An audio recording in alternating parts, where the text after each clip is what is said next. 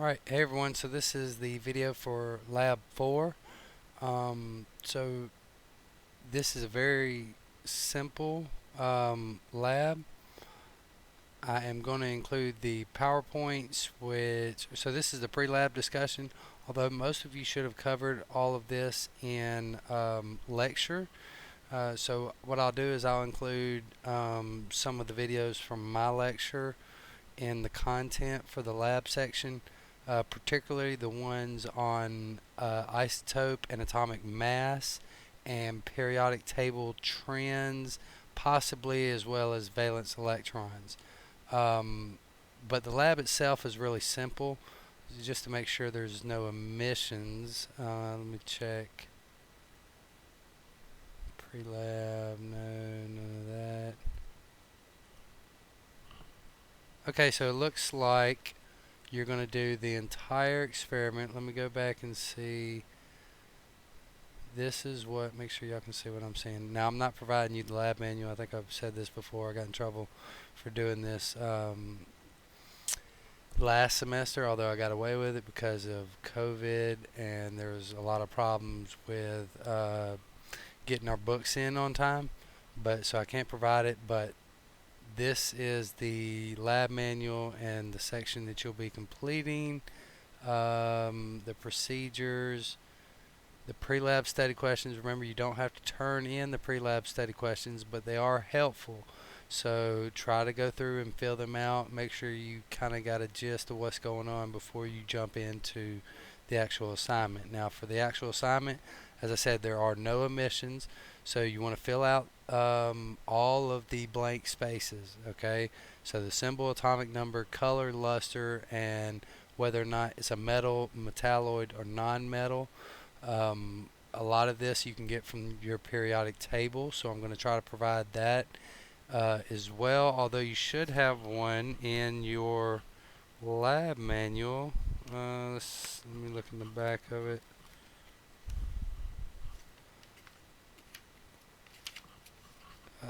If not in your lab manual, I thought there was one in your lab manual, but if not, I just downloaded one. That's the one I'm going to try to provide for y'all. But there are, you can look online and pull up a bunch of different ones. I think the text also has a bunch of periodic tables in it. So use the periodic table to fill out what you can here. The color and the luster of something is kind of lets you know if it's a metal or metalloid, maybe, right? If it's shiny, it's usually a metal. If it's a little duller, uh, it might let you know what kind of metal it is or something. So fill out those the best you can. I'm not going to be as strict on that because we don't have these actual things physically present, but you ought to be able to find most of this information online or in the text or something like that. Okay, part B, fill out the periodic table. So this is everything through period 5, I believe. So 2 rows of transition metals, fill out all of that. I'm pretty sure you're just doing the atomic, the symbol, the chemical symbol. Let's see. On the partial periodic table in the report sheet, write the symbols and atomic numbers. Okay, so of the 14 elements you observed in part A, write the period numbers on the left side of the table, outline and label the columns that contain alkali metals, alkali earths, halogens, noble gases. So here's the instructions. Follow these instructions under experimental procedures, page 42. Go through and follow them step by step, and it'll tell you exactly what you need to fill out. Uh, Okay, for part C, complete the table. Each of the neutral atoms with the symbol, atomic number, mass number, number of protons, neutrons, electrons. So I know in my lecture course we covered how to determine the number of protons is just the atomic number. The number of electrons is the same as the protons if it's a neutral atom. And then the neutrons can be found by subtracting the atomic number from the atomic mass. Okay? So go through, that's part C, fill that out. Now part D is the isotopes and atomic mass. As I said in my lecture course, this is the most math intensive portion of this chapter. For number 1, you'll just figure out the number of protons, neutrons, and electrons based on the atomic mass and the atomic number. So just real quick, let me show y'all on my iPad. Where's it at? When you see a chemical symbol written like that, what was that number? It was, oh, I don't want to do that one, do I? Let me do Mg. Mg, and then it had 24 over 12. Okay, so this is the atomic number.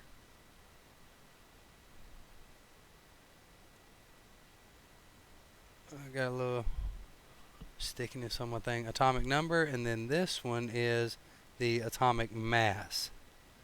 Okay?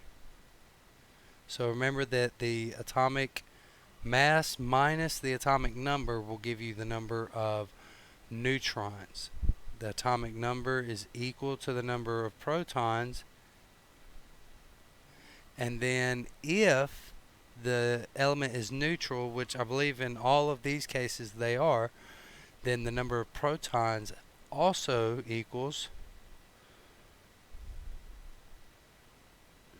let me write it more specifically, neutral atoms, protons equal electrons. So the same number of protons as the number of electrons. And that's because one has a positive charge, one has a negative charge.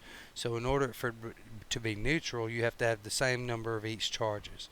Okay, if I have more electrons, then the atom would be negatively charged. And if I have more protons, then the atom would be positively charged. Okay? So, like I said, I'll include the videos. I'll include my lecture video, which is longer, like an hour and 20 minutes or so. But I'll also include some other YouTube videos to help with isotope and atomic mass. Now, I cover an example problem in my lecture video if you want to just skip through to where that is or whatever and look at that. But I do one with the percentage and where you calculate the actual atomic mass. So that's what you'll be doing here for number 2. Correct?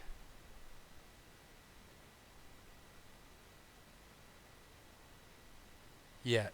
Instead of using this as your atomic mass, use this isotopic mass as your mass. All right. Let me read the instructions just to make sure I didn't tell you anything incorrect there. Part D, complete the information for the isotopes of silver, the atomic symbol, and the number of protons, neutrons, and electrons. Silver consists of 2 naturally. Calculate the atomic mass for silver using the percent abundance. Yes. So this is exact same problem I do in my lecture. Where was it? Right here. Okay, this is the exact same problem I do in my lecture. You'll calculate an atomic mass for silver and show all your calculations here. The more calculation, like the more you show me, the more I can give you credit for. So if you just write the wrong answer there, that's just a straight X.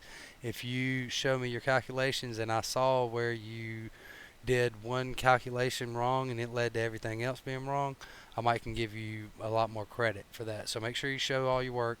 Let me roll back up because I guess I missed some of these parts. These are just filling in. Yeah. So nothing special about these. Remember that the groups are vertical, so up and down in the periodic table. So right, all of these on the far right side are noble gases. All of these on the far left are alkali metals. And then the periods are horizontal, so these two are period 1. Hydrogen, helium are both in period 1. The next you start with lithium, period 2, all the way across to what was that, fluorine periodic table? Anyone? Neon, right? Yeah, neon. I'm gonna pull up a periodic table just so I have it to look at. Neon. Okay. So anyway, if the period will give you which row to look at, right? And then if you know whether it's alkali metal or halogen or metalloid, you'll know what exactly which element that is, right? You'll be able to pinpoint it. All right. So then the last two questions are pretty much self-explanatory. That's pretty much it. So I'm gonna make this due Sunday. It's not that long of a lab today, obviously. Um, Let me know if you have any questions. And I just want to apologize for last week. So my schedule got changed up a lot. I'm now kind of a primary caretaker for my grandmother, who's staying here all the time. So uh, I'm back at it. Got my iPad working, and we're going again. So let me know if I can help, and it should be uh, fairly easy this week and next week, and then I'm going to start rolling into the midterm review. Grades, I forgot to mention as far as grades. Um, so I thought I would have. I do have a couple TAs now. For whatever reason, uh, they haven't begun to grade the papers. I'm going to start catching up and get what I can done. Look for those to be posted in Cougar View. You'll look for feedback and for your grade to be posted under grades in assessments or whatever. So uh, be on the lookout for that. I'm going to try to get at least labs 1 and 2 done by Friday. Okay, so look for the comments on that. And then as far as the review for the midterm, if you have any questions about number one, the feedback that I give when I start doing your grades, or number two, the the experiments themselves, like something tripped you up. I know Lab 3 was really tough because we did the heat of fusion and everything, specific heat. I can do some more of those review problems before the midterm. So let me know what's getting you caught up, and just keep practicing. Keep putting in the work, and it'll pay off. All right. So uh, I will see y'all next week. Let me know how everything's going. I'll see y'all.